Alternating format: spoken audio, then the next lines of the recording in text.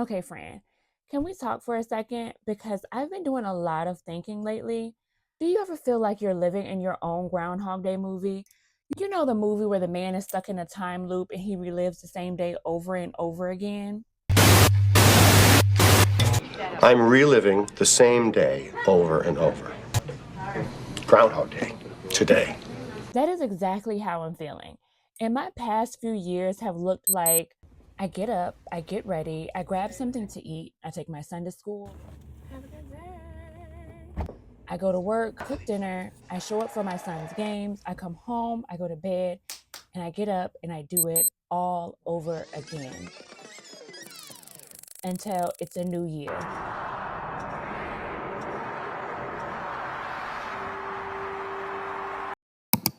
I cannot believe it is 2026 already. And for the longest time, I felt like there was something wrong with me. I've asked my friends if they felt like these past years all felt stagnant.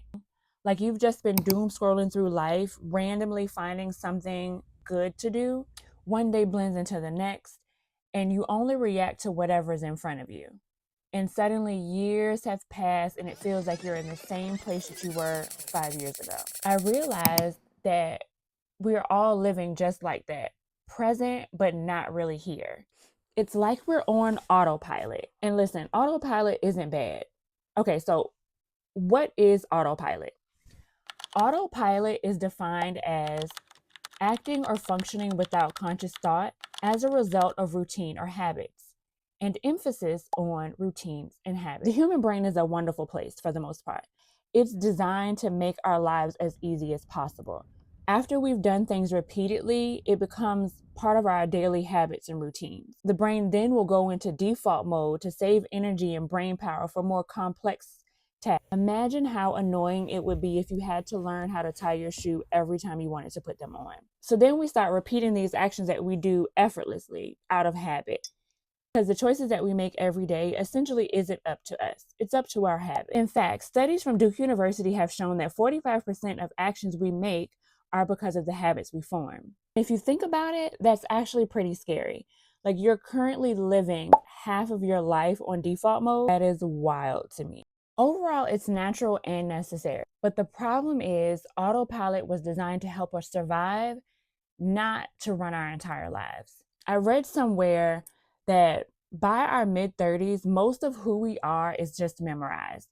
Same thoughts, same reactions, same routines, same emotional habits. And just like the man in the Groundhog Day movie, I realized nothing changes unless we change.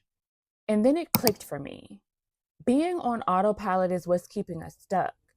Not because life is boring, but because it's unconscious. So I think I cracked the code on how to get out of autopilot. So instead of overhauling my whole life, I started doing these things that I'm going to share with you in order to get out of my Groundhog Day loop.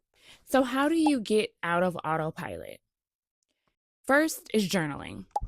I like to journal at night. It kind of gives me the opportunity to recap my day or any thoughts that came about. I literally take it back to the Moesha days. No, but for real, just knowing that I have this obligation kind of puts pressure on me to be a lot more intentional with the things that I do throughout the day. Honestly, it's something about being able to look at your thoughts on paper that kind of helps you recognize any toxic patterns that could be causing the stagnant part of your life. Then you'll learn how to be a lot more present throughout the day. Something that I just started doing in order to capture visual moments is to use the 1 second app. The 1 second app, take a 1 second highlight of your day and you put it into the app, and then at the end of the year, we'll make a video for you. So this is the first year that I'm using this app, so I can't wait to see how my video will look at the end of the year. The second thing that you need to do in order to get out of autopilot is to become uncomfortable. Part of the issue with living on autopilot is that it's comfortable. It is so easy to cruise through your day doing the same thing. And then anytime that you stray outside of your normal routine, it causes you to become uncomfortable. And that will then shift you to going right back to what you normally do because you don't want to be uncomfortable. And if you have no desire to grow, you can remain on autopilot indefinitely. Last year, I realized I was comfortable in situations that I wasn't happy with, but wasn't doing anything to actively change it except for complain. And I strongly believe that you should never stop wanting to learn and improve yourself. And when you lose that desire, you're literally just going to float through life. My personal solution to this is to start introducing new habits, but you have to be realistic. You know how it is in the beginning of the year when everybody wants to do a 360 of their life simply because the dates on the calendar change. Unless something traumatic happens, people don't typically change overnight. But don't wait until something traumatic happens to actually want to change your life. So the best way to start is slow. Strive to become 1% better every day. James Clear, the author of Atomic Habits, believes if you can get 1% better each day for 1 year, you'll end up 37 times better by the time the year is done. I always do yoga at home, so I decided to try hot yoga because my friend was teaching her first class. It was a super dope experience, even though I don't understand why it was so hot. This was me changing my routine while trying something. And lastly is to start a passion project. A passion project is like a hobby's big cousin. A hobby is something that you do because it feels good right now. You can pick it up, put it down, you can cheat on it with another hobby, no hard feelings. It exists to make your life lighter, like reading, yoga, journaling, or being a plant mom. However, a passion project is a lot more structured and goal oriented. It's like the evolution of a hobby.